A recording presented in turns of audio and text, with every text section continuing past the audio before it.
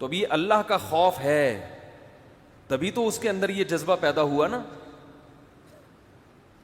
تو میں ایسی خواتین کو حضرت خولہ رضی اللہ تعالی عنہ کا واقعہ سناتا ہوں. ان کے میاں نے کیا کہہ دیا تھا، انتی علیہ کا ظہری امی.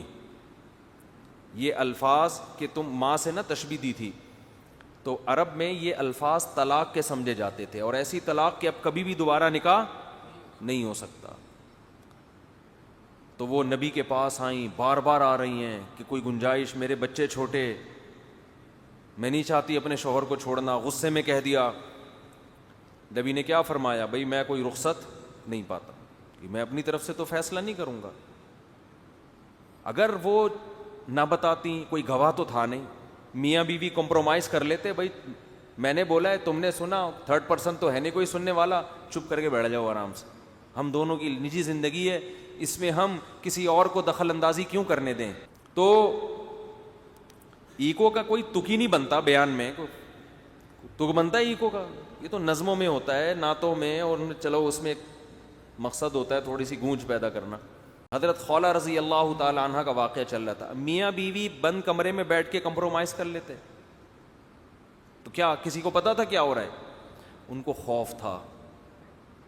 اچھا، رسم بھی زمانہ جاہلیت کی تھی، لیکن ان کو پتا تھا کہ اسلام میں اس کے خلاف ابھی تک کوئی آیت نازل ہوئی نہیں ہے. بار بار نبی کے پاس آتی، کوئی گنجائش کوئی گنجائش، اور پھر بار بار آسمان کی طرف دیکھتی. وَتَشْتَكِي إِلَى اللَّهِ، اللہ سے شکایت کرتی ہیں. پتا تھا کہ بیوی کو حلال یا حرام کرنا کس کا کام ہے؟ اللہ کا، نبی کا نہیں ہے. یہ جو ہمارے اہل حدیث حضرات کہتے ہیں کہ حضرت عمر نے 3 طلاقوں کو 3 قرار دے کر ایک سیاسی فیصلہ تھا، ویسے 3 کتنی ہوتی ہیں؟ 1. ان سے سوال یہ ہے کہ اس کا مطلب حضرت عمر نے حلال بیوی کو کیا کر دیا؟ حرام کر دیا. سیاست میں یہ کام سیاست نہیں ہے، یہ دین میں تحریف ہے. اس کو اٹ از ناٹ کالڈ سیاست، بلکہ یہ کیا ہے؟ تحریف. اور اگر یہ تحریف نہیں ہے تو میں اہل حدیث سے پوچھتا ہوں، بھائی ویڈیو نہ بنائیں. پھر میں اہل حدیث سے پوچھتا ہوں، پھر تحریف کی کیا ڈیفینیشن ہے؟ دین میں تحریف پھر کہتے کس کو ہیں؟ تو یا تو اہل حدیث حضرات صاف طور پہ کہا کریں کہ حضرت عمر نے اسلام کو تبدیل کیا طلاق کے معاملے میں. یہ گول باتیں نہ کیا کریں کہ سیاستاً مصلحتاً، او بھائی سیاست میں حلال بیوی کو حرام کر دیا، یہ کون سی سیاست ہے؟ تو یہ تو اسلام کو چینج کر دیا انہوں نے. تو سیدھا سیدھا بولا کریں حضرت عمر معاذ، جیسے شیعہ جو ہے نا وہ سیدھا سیدھا حضرت عمر کو معاذ اللہ نقل کفر برا بلا کہتے ہیں کہ انہوں نے طلاق کے حکام تبدیل کیے ہیں، وہ سیدھا سیدھا برا بلا کہتے ہیں. اور ہم ان کو اہل سنت سے فوراً خارج، کہ جو صحابہ کو نہیں مانتا اہل سنت سے کوئی تعلق نہیں ہے. تو اہل حدیث حضرات طلاق کے بارے میں اپنا موقف 2 ٹوک بیان کریں. یا تو بولیں کہ حضرت عمر نے غلط کیا، دین میں تحریف کی، ناجائز حرام کام کیا، وہ کام کیا کہ جو نبی کو بھی جس کی اجازت نہیں تھی. قرآن کہہ رہا ہے لما تحرم ما احل اللہ لک، اے نبی جس چیز کو اللہ نے حلال کر دیا آپ اس کو کیسے حرام کر سکتے ہیں؟ جس چیز کی اتھارٹی نبی کے پاس نہیں تھی، اہل حدیث کہیں وہ کام جو نبی نہ کر سکے وہ کس نے کر دیا؟ حضرت عمر نے. اور تمام صحابہ نے اس پہ خاموشی اختیار کر کے معاذ اللہ نقل کفر اس بدترین جرم میں حضرت عمر کا ساتھ دیا. یہ اسٹیٹمنٹ دیں پھر، یا پھر یہ کہیں کہ یہ جو حضرت عمر کا فیصلہ تھا یہ سیاسی نہیں تھا، یہ 100% دین ہی تھا. یہ سمجھ میں آ رہی ہے بات کہ نہیں آ رہی ہے؟ تو بات کو گھماتے ہیں. تو خیر بند کمرے میں بیٹھ کے آپس میں کمپرومائز کر لیتے. بار بار آئیں نبی کے پاس، کوئی گنجائش، اور آسمان کی طرف دیکھتی. تو قرآن کہتا ہے تھوڑی دیر میں نا ہمارے نبی صلی اللہ علیہ وسلم پہ وحی کے آثار طاری ہو گئے. دیکھو اس واقعے میں بڑے اسباق ہیں. اگر نبی کے دور میں 3 طلاقیں ایک ہوتی نا تو اس کا مطلب ایک ہی ٹائم پہ بیوی کو حرام ہونے کا آپشن آپ کے پاس ہوتا ہی نہیں. یہ ممکن ہی نہیں تھا کہ ایک ہی دفعہ میں آپ بیوی کو حرام کر دیتے، کیونکہ طلاق کی آیتیں تو نازل ہو چکی تھیں. قرآن میں آیتیں نازل ہوئیں، قد سمع اللہ قول التی تجادلک فی زوجہا وتشتکی الی اللہ، تحقیق سن لی اللہ نے اس عورت کی بات جو اے نبی آپ سے اپنے شوہر کے بارے میں جھگڑا کر رہی تھی.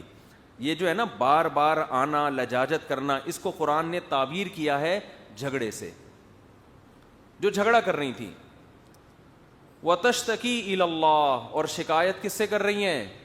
اللہ سے، کہ زہار، اس کو زہار کہتے ہیں. دیکھو ناجائز لفظ تھا اس لیے اللہ نے اس کو کلعدم قرار دیا کہ اس سے بیوی حرام نہیں ہوگی. تو 3 طلاقیں بھی ناجائز ہیں، لہذا اس سے بھی حرام نہیں ہوگی. اگر زہار ناجائز لفظ کلعدم ہے تو کفارے تک بھی بیوی حرام نہیں ہونی چاہیے تھے، پھر بالکل کلعدم ہونا چاہیے تھا اس کو. تو قرآن نے کیا کہا کہ جو یہ لفظ استعمال کریں گے وہ زوجہ کے قریب اس وقت تک نہیں جا سکتے جب تک کہ یہ کفارہ ادا نہ کر دیں. اور کفارہ کیا ہے؟ ایک غلام کا آزاد کرنا. وہ نہ ہو تو لگاتار 60 روزے رکھنا. وہ نہ کر سکتا ہو، بوڑھا آدمی ہو، تو 60 غریبوں کو کھانا کھلانا.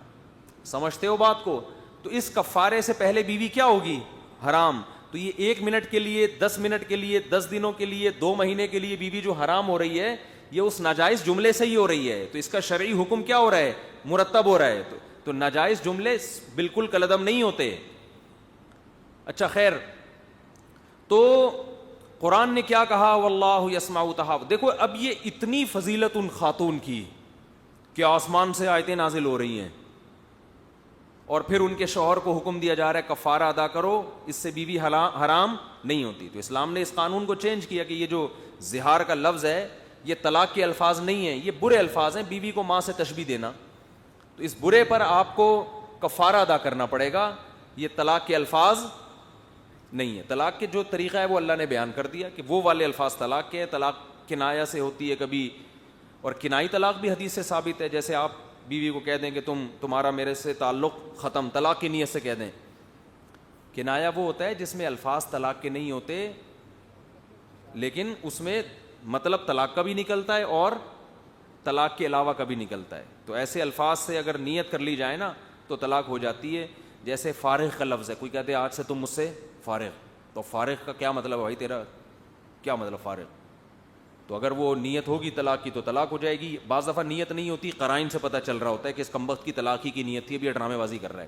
بیوی کہہ رہی ہے مجھے فارغ کر دو، چھوڑ دو، بس اب میرا تمہارے سے کوئی تعلق نہیں، طلاق دے دو. کہتے ٹھیک ہے تم فارغ ہو.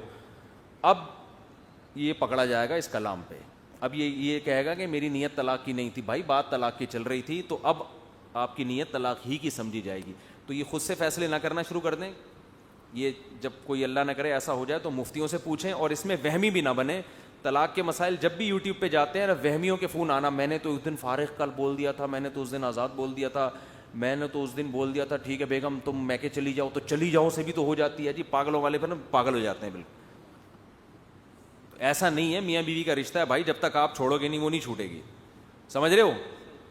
تو وہمی بننے کی ضرورت نہیں ہے. طلاق دینے سے ہوتی ہے، بلا وجہ بیٹھے بیٹھے نہیں ہو جاتی. اور بعض لوگ مسلط کر لیتے ہیں اپنے اوپر. یہ میرا ٹاپک نہیں ہے اس لیے میں اسپیڈ سے ذرا بیان کر رہا ہوں، آج کا ٹاپک نہیں ہے یہ، کہ وہ ان کو وہم ہو رہا ہے طلاق نہ زبان سے نکل جائے ہمارے نا. میرا تو وہمی نمبر پتہ نہیں 34 چل رہا ہے 35 چل رہا ہے، تو لکھ لیتا ہوں میں. ایک دفعہ سمجھا دیا بھائی نہیں ہوئی، پھر حضرت مجھے وہ وہم ہوا تھا، پھر مجھے خیال آیا، پھر مجھے یوں آیا، تو میں نے کہا تو مجھے پاگل بنائے گا اور کچھ بھی نہیں ہے. تھوڑے دنوں میں میرا اپنا نام وہمی نمبر 36 کے نام سے میں نے سیو کیا ہوا ہوگا. وہمیوں کو زیادہ سننے سے آدمی خود پاگل ہو جاتا ہے، یہ ذہن میں رکھو. حقیقت بتا رہا ہوں. دیکھو جس طبقے میں بیٹھو گے نا ویسے ہی بنو گے. صحابہ صحابی کیوں بنے؟ بولو نا، نبی کے ساتھ بیٹھے ہیں بھائی، تو ان جیسا قیامت تک کوئی پیدا نہیں ہو سکتا. پیغمبر کے ساتھ بیٹھے ہیں. باتیں تو ہم بھی پیغمبروں کی سنتے ہیں، آپ بھی سنتے ہیں، کتابیں بھی ہم پڑھتے ہیں جن میں حدیثیں ہیں، لیکن ہمیں پیغمبر کی صحبت نہیں ملی. تو ہمارا مینٹل لیول اور ہمارا تقویٰ اور اللہ سے تعلق اور جو ان کی سوچ تھی، جو ان کا ویژن تھا، ہمارا صحابہ جیسا ہو نہیں سکتے. اسلام میں صحبت کی بڑی ویلیو ہے کہ آپ کا تعلق کس سے ہے. وہمیوں سے بات آئی تھی کہ اب طلاق کے مسائل سن کر آپ پاگل نہ ہو جائیں کہ بیٹھے ہوئے بیگم تم، جیسے لوگ کہہ دیتے ہیں بیٹھے بیٹھے بیگم کو کہ بھائی تم تو آزاد ہو. ظاہر ہے بیگم آج کل آزادی ہوتی ہے، بھائی تم تو کیا ہو، آزاد ہو، تم اپنے کاموں میں آزاد ہو، میں آزاد ہوں، ہم دونوں غلام تھوڑی ایک دوسرے کے. اس طرح کی لوگ گھروں میں بات کر رہے ہوتے ہیں. پھر بھی احتیاط یہ کہ نہ کریں، یہ فارغ کا لفظ آزاد کا لفظ استعمال نہ کریں، احتیاط اسی میں ہے، لیکن اس میں وہمی نہ ہو جائیں. اور اس میں یہ بھی ہے، میں جو اصل بات کہہ رہا تھا کہ لفظ طلاق کا بھی وہم ہو جاتا ہے بعض لوگوں کو کہ میرے منہ سے نکل نہ جائے کہیں، یہ وہم ہو جاتا ہے. وہ نہ اپنی زبان کو بند کر کے بیٹھتی ہیں کر کے نا کہ منہ سے کہیں نکل نہ جائے. بھائی منہ سے جب تک نکالو گے نہیں نکلے گی نہیں.